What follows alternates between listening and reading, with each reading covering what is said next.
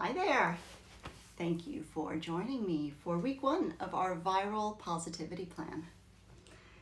And before I go into telling you why we've created this plan, I wanted to tell you a little bit about why we created the plan. Because if you haven't noticed, it's pretty ugly out there.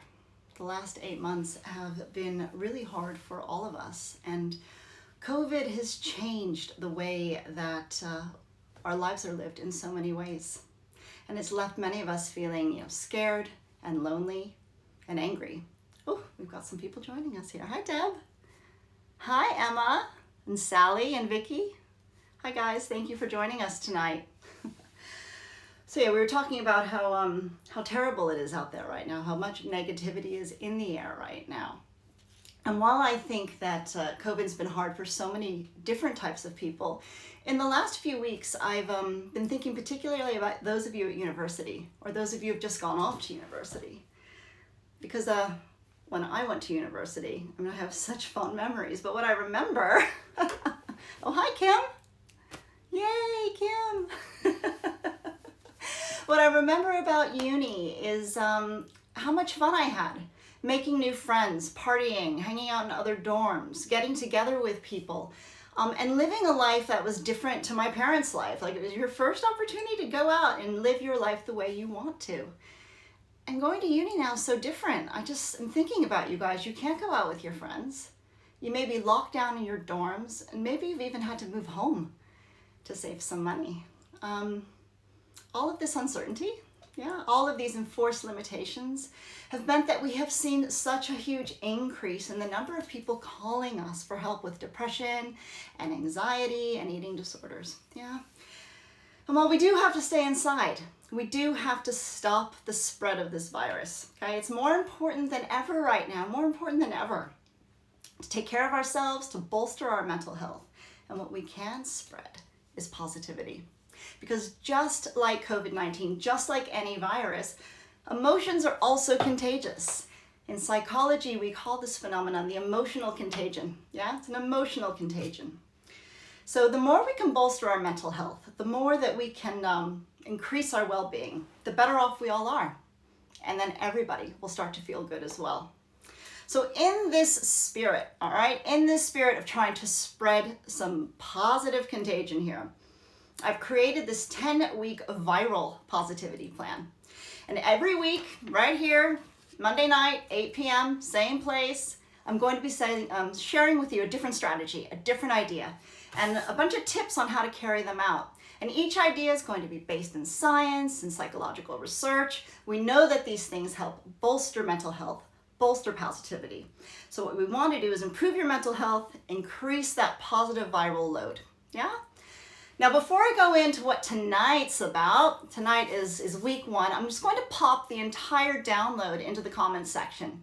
So if you just can't wait and see all of them, you'll be able to access it right away. So let's see if I can do this. Okay.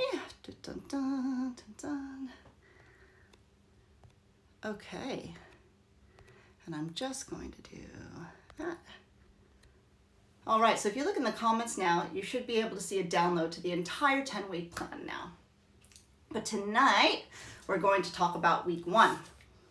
And tonight's all about what you do when those negative emotions get too overwhelming, all right? Because, I called it Set Your Feelings Free, because that's exactly what we need to do. Emotions demand to be felt. I always say this to people, emotions demand to be felt. So you can try and push all those negative emotions away, but you know what? They're just going to find their way up one way or another. So the trick is to really allow yourself, Allow yourself to feel your feelings, accept them, and find healthy ways of processing them and managing them, all right? So I've got 3 tips for you tonight. 3 tips. So the first way that you can try and set your feelings free is to journal. Journal, journal, journal. All you got to do is Google, journaling and mental health, and you will see all of the positive health benefits associated with journaling. Now, there are so many reasons for this, all right? But the cool one that I like to tell everybody is that when you're journaling, and I recommend a pen here, not your phone or your computer, Because when you're journaling, okay, you're writing, and that's like activating the left brain, the logical part of your brain. And what that does is it frees up the right part of your brain, becomes creative, where the emotions are stored, allows you to process things more easily. And when your creative juices are flowing, you feel more intuitive, you feel more inspired, and you feel more confident. All right? So journaling is a great way to kind of set your feelings free, express your emotions, and process emotions in a really healthy way. All right? So tip number two is keep track of the good things. Now, with so much negativity out there, it's really hard to focus on the good things because our brains are really badly designed, all right? What I tell people is that our brains are like Velcro for the negative things and Teflon for the positive things.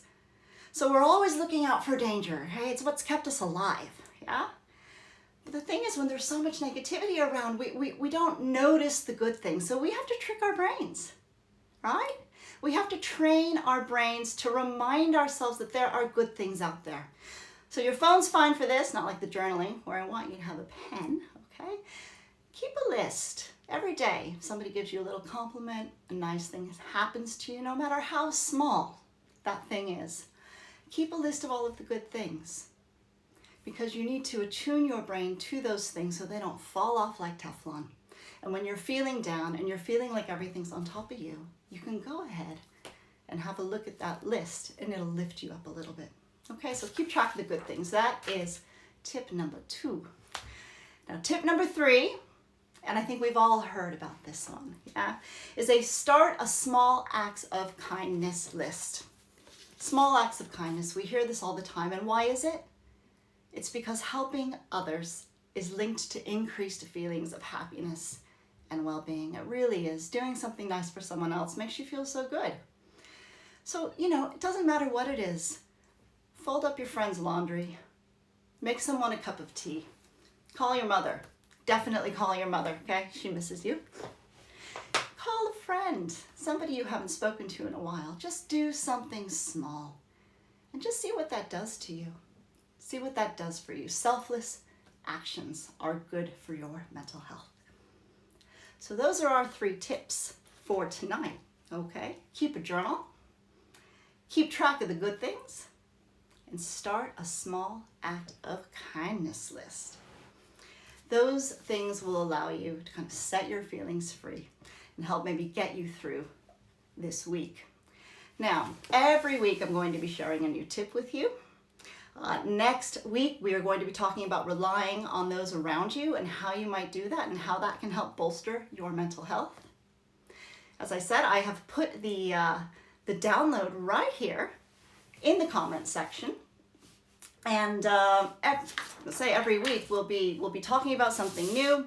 We will be posting about this on social media, sharing lots of tips and advice on Instagram. So please, I hope that you will tune in again next week to say hello. I can't believe everybody's here saying hello. It's lovely. Hello. I'm going to wave. This is fantastic. So please join me again next week. And I think that is all for now. Thanks a lot, guys.